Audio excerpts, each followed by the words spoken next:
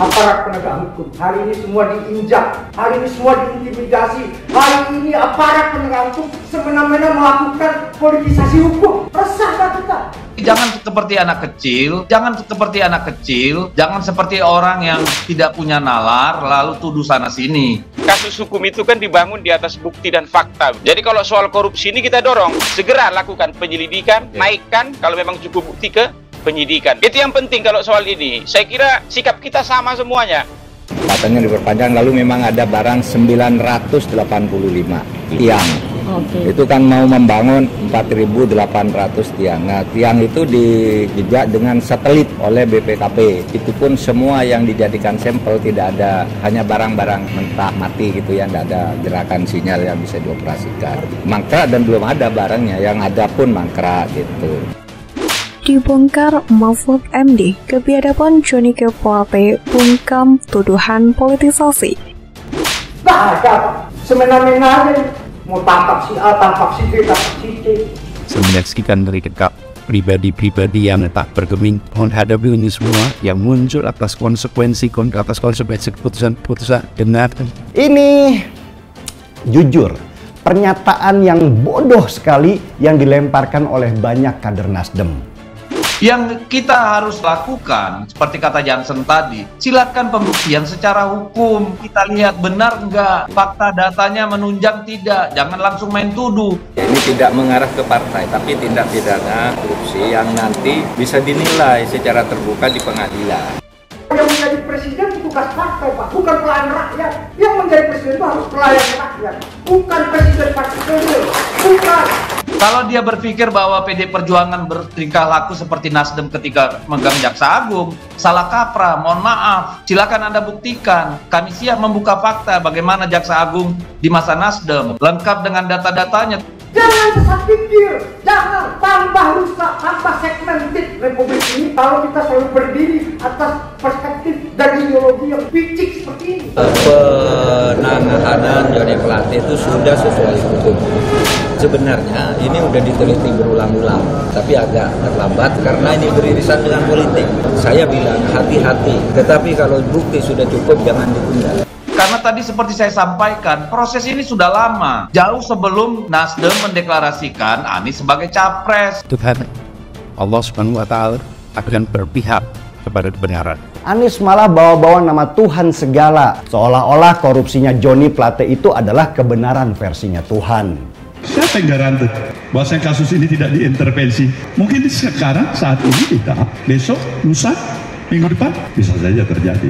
Saya sudah pastikan Kejaksaan Agung ini ada politiknya, enggak. Justru saya bilang ya sudah, kalau memang dua alat bukti terpenuhi, ya ditingkatkan menjadi status tersangka. Saya punya gambaran bahwa ada proses-proses yang tanda kutipnya ada proses kekuasaan. Karena apa? Tender ini betul-betul diduga manipulatif sejak perencanaan, pelaksanaan, sampai pertanggungjawaban. Nah, oleh sebab itu, kemudian semula dihitung kerugian oleh kejaksaan itu sekitar 1, sekian triliun, tapi kemudian BPKP turun tangan, ternyata mulai dari perencanaan, dari penunjukan konsultan, penunjukan barang, markup, dan sebagainya itu kemudian dijadikan alasan.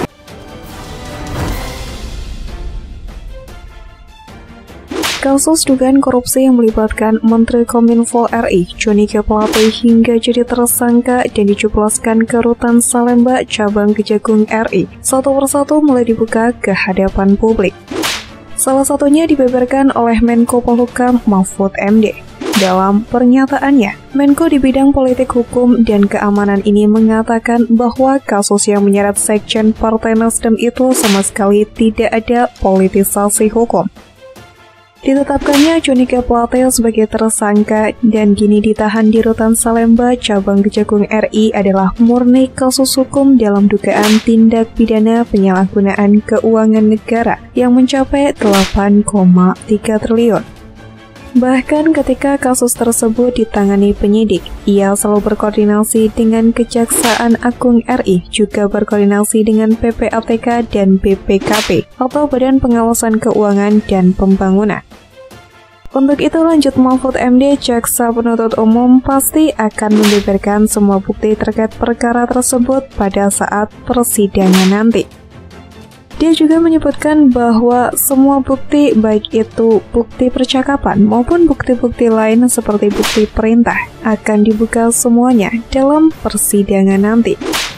Ya sudah tahu pastilah, PPATK kemudian PPKP, bukti percakapan, bukti perintah, dan sebagainya nanti akan dibuka di pengadilan, ujar Mahfud MD di Hotel Bidakara Jakarta Selatan, Kamis 8 Mei 2023. Ia menjelaskan pengusutan perkara dugaan tindak pidana korupsi tersebut sudah dimulai sejak tahun 2020. Anggaran proyek itu juga sudah dialokasikan hingga 2024 dengan nilai mencapai 28 triliun. Kemudian lanjut dia, anggaran yang sudah dikeluarkan pada proyek tahun 2020 sampai 2021 mencapai sekitar 10 triliun. Namun demikian, kata dia, pengadaan barang tersebut, proyek BTS tersebut tidak ada wujudnya hingga akhir tahun 2021. Lalu diperpanjang sampai Maret untuk mencetak, taruhlah sederhananya, tiang-tiang pemancar signal itu seharusnya 1.200 lalu ditunda karena barangnya nggak ada. Pada akhirnya tahun 2021 Desember itu diperpanjang sampai Maret 2023. Katanya diperpanjang, lalu memang ada barang 985 tiang, kata Mahfud MD. Itu kan mau membangun 4.800 tiang. Tiang itu dijejak dengan satelit oleh BPKP. Ditemukan hanya ada 985. Itu pun semua yang dijadikan sampel tidak ada. Hanya barang-barang mentah mati, nggak ada gerakan sinyal dioperasikan, kata Mahfud MD. Kerugian negara yang semula dihitung oleh Kejaksaan Agung hanya sekitar 1 sekian triliun, kata dia, bertambah setelah BPKP turun tangan. Diperiksa itu ternyata mulai dari perencanaan, dari mulai penunjukan konsultan, penunjukan barang, markup, dan sebagainya itu. Nah, itu yang kemudian dijadikan alasan, kata Mahfud MD. Mari kita berpikir positif saja, ini tidak mengarah ke partai, tapi dugaan tindak pidana korupsi yang nanti bisa dinilai secara terbuka di pengadilan, sambung dia. Diberitakan sebelumnya, Kejaksaan Agung memang telah menetapkan Menkominfo Johnny G. Plate sebagai tersangka kasus korupsi Tower Base Transceiver Station atau BTS. Setelah ditangkap, tersangka Johnny G. Plate langsung ditahan selama 20 hari ke depan terhitung sejak hari Rabu 17 Mei 2023. Dalam perkara ini, Johnny G. Plate dimintai pertanggungjawaban sebagai pengguna anggaran atau PA. Terungkapnya kasus korupsi ini bermula pada bulan Agustus 2022 ketika Bakti Kominfo diberikan proyek untuk membangun proyek BTS 4G demi mendukung kehidupan masyarakat di tengah pandemi COVID-19 dalam bentuk layanan internet. Sebagai informasi, pembangunan BTS ini sendiri dibagi menjadi beberapa paket. Letak pembangunan BTS 4G ini juga terletak di wilayah terluar dan terpencil di Indonesia.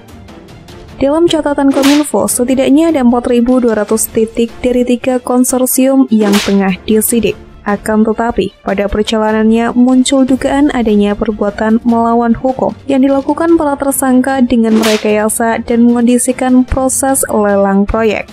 Dalam pelaksanaan perencanaan dan lelang, tersangka melakukan rekayasa hingga dalam proses pengadaan tidak terdapat kondisi persaingan yang sehat. Kecurigaan pun terjadi ketika sampai batas pertanggungjawabannya. Banyak proyek BTS tersebut tiba-tiba berakhir dan beberapa BTS tidak dapat digunakan oleh masyarakat.